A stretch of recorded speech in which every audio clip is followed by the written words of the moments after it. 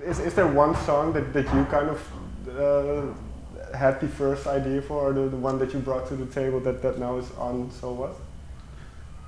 Unfortunately, for the first time on So What, none of my music did make did make a song. But for me, it's not a problem. Okay. There is no ego in this part.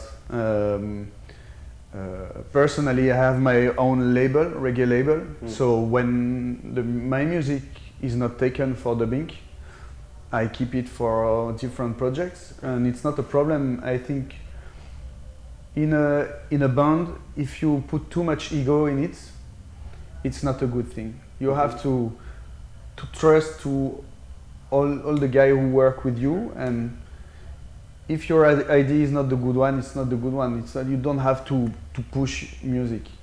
And I have to say that I agree with them, and on this album, all the music we made, their ideas and proposition was better than mine for the band, so no problem. Let's go forward and try some new thing.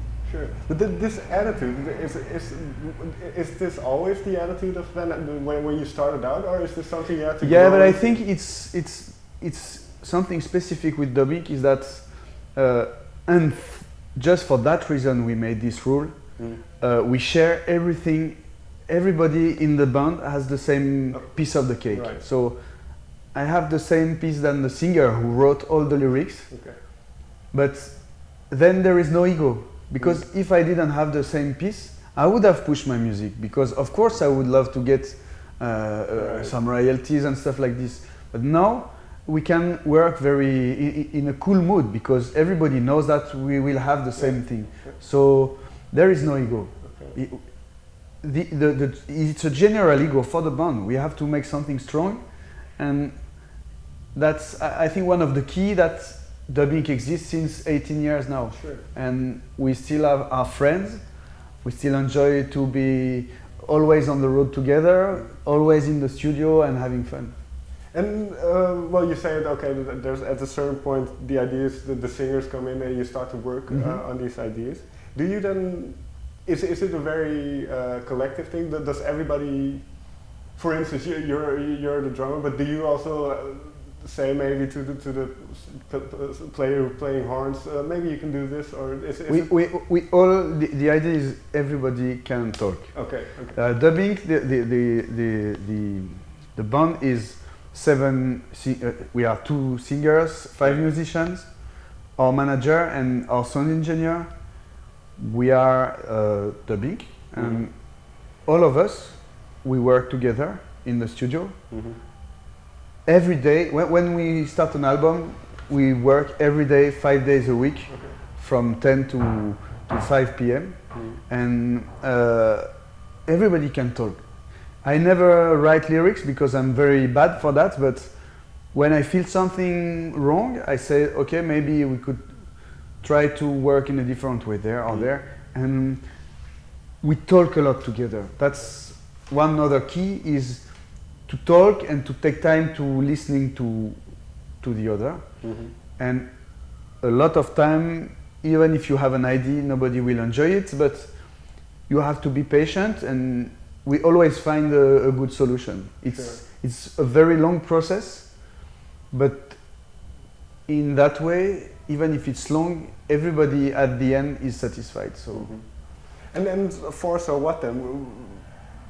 How long did it take to get, because you say that it is a long process, how long did it take before you kind of got the sound right and you knew where you wanted to go? We started to, the first day was maybe beginning of September, and the album was finished and mixed maybe in May. Okay.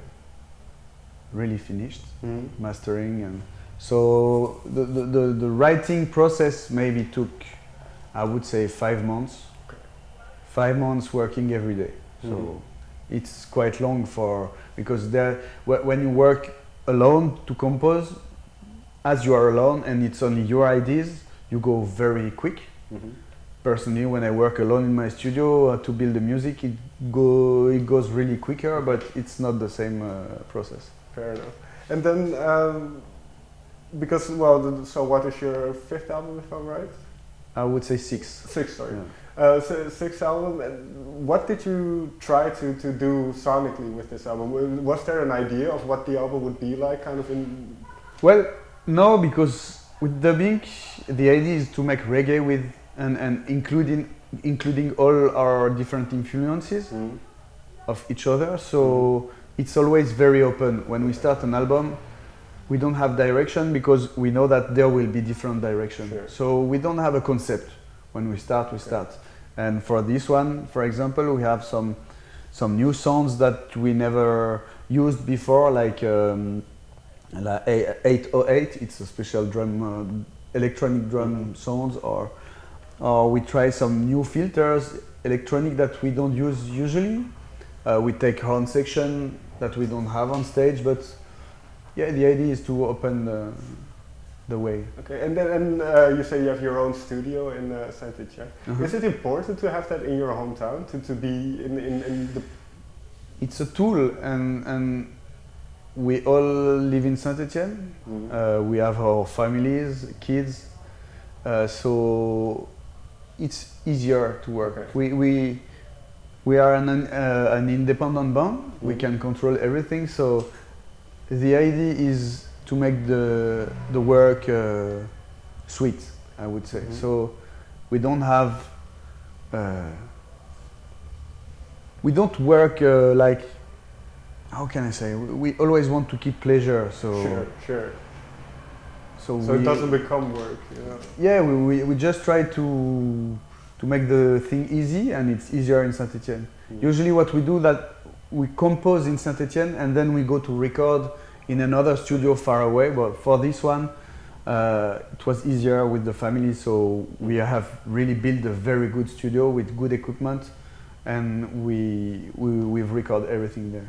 And then, well, you mentioned you're an independent band, and you've always, I think, as a band, found it important to be independent, not have. So, this is a question I always like to ask. What is for you dubbing? What is your definition of success? When are you doing well? I don't really know, because when we started the band, the idea of the band was to perform in bars. Okay. Just this. Right. We knew nothing about music business, about touring, about making records. For us, the real goal was to be in a bar and play and make the people jump and have fun. We were 19, 20, and we never expected anything about success. For us, success was to be in a bar and make the people jump. Right. Nothing more. And the thing grown so slowly that we never felt any achievement in what we do. Okay. Every step is not an achievement for us. Right now, when we go on stage in front of 30,000 people, but every day is crazy. I mean, even today, maybe there was, I don't know, 4,000, but it was crazy because we're there in Holland, and tomorrow we'll be in Poland, and then in Australia. Sure. Every time it's crazy, even if there is not so much people or there's 100,000. What happened sometimes? But there is no achievement because our idea is still to go on the road and have fun, even if it's in bars or. Sure. The idea is just to make music. So there is, for us, the success is just that moment where you have the people in front of you that enjoy your music and understand where you try to bring them, you know. Sure. That's it. And then finally, performing live. What is your favorite thing about performing live? It's just that when you make a record, it's good because it's a private moment in the studio where you build some music, but it's not a live process. Right. It's for us. We work. We edit every song, clean every track, and you don't see the people listening to your music when they have the CD or when they open their cell phone and listen to it. Okay. You don't see them. You don't see their reaction. You don't see their skin when they enjoy it. Sure.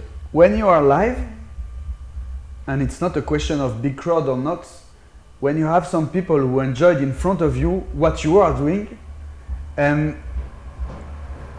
you try to make them participate, and they are with you, there's a real connection. I mean, when you see some people in the eyes and they are in the trip with you, sure, that's the best definition of making music, because you express yourself, but you really connect with the people. I think that's a beautiful ending. Thank you very much Thanks for your very time. much. Cool. Thanks.